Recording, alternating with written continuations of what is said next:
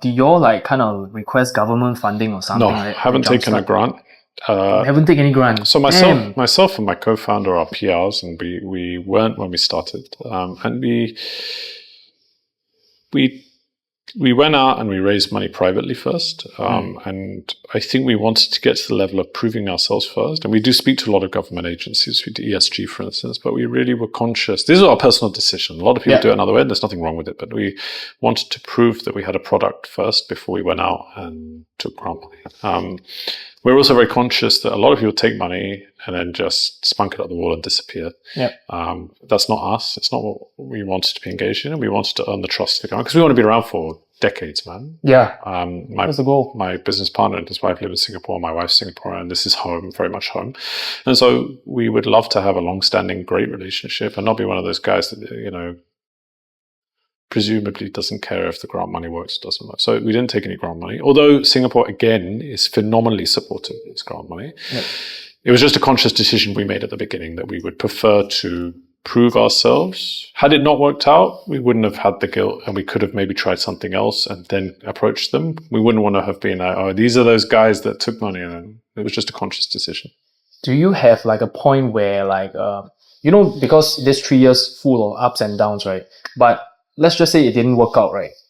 Do you have like a cutoff date for when to give up and move on to the next thing? I don't, because I never believed it would be. I believe wholeheartedly in the concept that Steve had in mind. And there is not one point that I haven't thought it would fail. Not because we were so sure that we were that good, but because I knew that this was a product that automation for F&B is something that the industry needed. Can serve the people. I wasn't trying to create an alternative protein with the hope that people would eat it, a much more challenging proposition, or an electric car with the hope that people would care about the environment enough. I was looking at an industry that I've worked in for 20 years that I love, watching great operators get decimated post-pandemic or during the pandemic, and I realized that this is, whether I do it or someone else does it, it's something that has to happen. And so I have never, ever once doubted it. This is also because I've never once doubted, the person that I work alongside. And that self-belief has pushed us through. I really believe we're doing something that's worthwhile. And I think, Leonard, you have to go in believing that. Regardless of what you're doing, you must believe. If you believe there is a cutoff date, you're already have an element of self-doubt. And I think in entrepreneurship or starting a business or starting any project is damn tough. It's really rough. And I mean, if I bent my head forward, you see the bald patch at the back of my head. I didn't know years ago.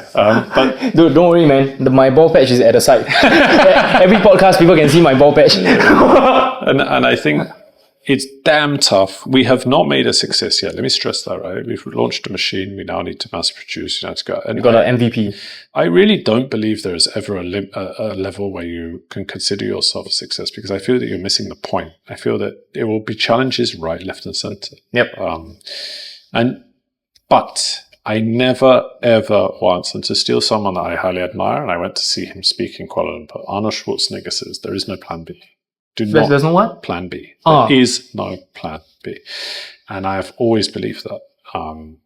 If you feel wholeheartedly enough, as I did when I went from stockbroking into nightlife, as I did when I moved to Malaysia, as I did when I came back here, there isn't. I'm really sold on what we're doing. It's like a great sense of purpose, and I really love going in and seeing the guys every day, and I feel that we're doing the right thing. If I didn't believe that, then I wouldn't be doing it. So the only other answer I can give you is, if for whatever reason it didn't work out, I would just bounce back and try something else. Because this last 3 years has been infinitely harder than working for someone, but it's been infinitely more rewarding. And just bounce back and try again. But no, I've never, there is no cutoff date in my head.